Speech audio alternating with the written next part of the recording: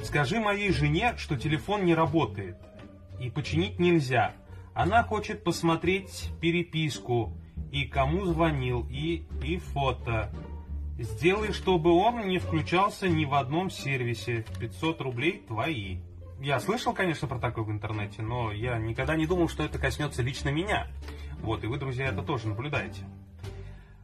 Тут, конечно, вопрос на грани этики и 500 рублей. Что важнее, этика мастера, чтобы не ломать телефоны, или 500 рублей? Ну, я думаю, лучше, наверное, пятихатку, хотя...